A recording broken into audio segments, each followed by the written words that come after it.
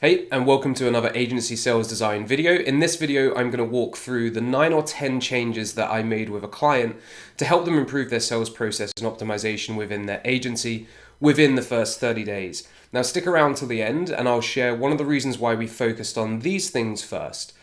So on the left-hand side, you can see the different items that we worked through. So one of the first things I identified is that there wasn't a clear understanding of who their ideal customer profiles were or the buyer personas within those customer profiles. The reason that you need to know this is that it informs all of your targeting, your positioning and messaging for the rest of your campaigns, such as cold email campaigns, as well as your conversations through qualification and discovery calls. So first of all, we spent time there to really narrow down on who we're targeting and who the ideal customers are. We then improved the schedule a call process. This is really to help them book more meetings. At the time, it was quite clunky. There was multiple emails that were being sent to people once they had tried to book a call, and there really wasn't an enticing reason to book a call. The call to action was just schedule a call. So what we did was we added in some of the reasons why people should book that call, and then we used that language in the follow-up messages and the reminders that are sent to those prospects who have booked a call on the day of that call.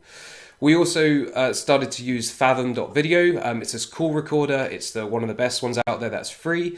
And that way the agency owner was able to start listening back to their discovery calls. I was also able to listen to several of those calls and provide feedback of things that could be improved, things that went well, and then summarize the responses and the suggestions of how they can improve the call moving forward. We also created several sales assets to help those conversations. So when I was listening back to some of the discovery calls, I could see that the prospects were getting a little bit confused as to how the pricing worked, or how the onboarding worked, and also what was included in the different services that they offered. So we created different sales assets which can be used during the discovery call, but then also in the follow-up. We also implemented a discovery call script, so the agency owner was competent and very good on calls, great at building rapport, but they lacked structure. And sometimes, depending on the prospect they were speaking to, the conversation would go off on a tangent. So we really needed to focus in, bring an agenda into the discovery call, which could be set to manage the expectations at the beginning. And it also allowed the agency owner to qualify out prospects. So rather than wasting time speaking to a prospect who isn't going to buy because they have a different need, or your solution just doesn't solve the problem that they're looking to fix, you can obviously say that on the discovery call and save you and your prospect's time. It doesn't mean that you have to end the call. You can still stay on the call to help that prospect with what they're trying to achieve and point them in the right direction.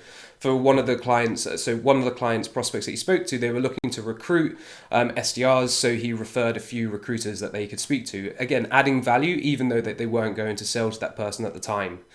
We then also improved the post-discovery call script. So at the time before I was working with them, they'd send one generic email to all prospects they spoke to during the discovery call. So we broke out to different processes and follow-up processes that had an initial follow-up, which was very specific to the conversation that was had in the discovery call. And then there's different emails to follow up based on the services, showing some social proof, additional processes, how it works, and answering any objectives that prospects may have. These are all things to do to close more deals. We also added custom fields and automations into the CRM. So close lost reasons was one of the fields that we updated. We also added deal values to every deal that's in the CRM. So when you see that you've got 20 deals in your CRM with a value of 0, it's more impactful to see that if your minimum price is, let's say, 2,000, you've got 20 times 2,000 deals. Just gives you a little bit more motivation as the agency owner to realize that there's money on the table and you need to work those deals in the pipeline. Also, we introduced some suggested daily, weekly, and monthly sales tasks. The client was pretty sporadic when it came to managing the sales pipeline and didn't really know what they needed to do each day. So we implemented them daily tasks and some weekly tasks.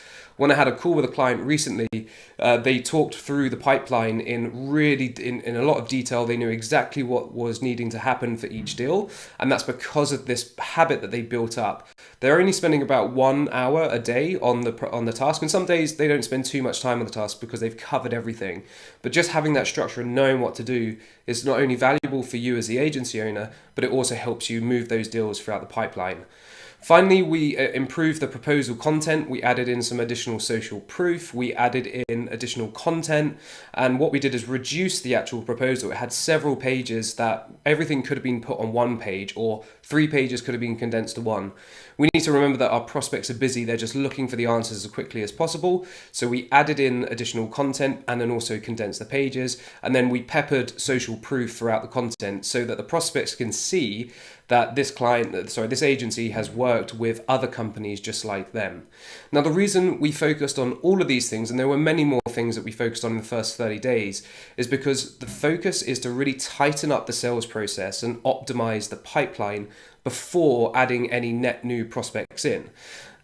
When at the beginning it's a bit of a leaky bucket, so if you had loads of prospects coming into the top of the funnel and you weren't managing, you weren't following up, you weren't doing your daily tasks, you're going to lose some of those deals just purely because you don't have a structure and a process in place. So it's really key to focus on optimizing this first before moving into the net new generation through outbound prospecting. So there's a quick recap, the 9 or 10 things we did to improve the sales process and optimizations in the 30 days. As I mentioned, there was a bit more that we did too, but these were the main highlights and the things that moved the needle the most. Cheers.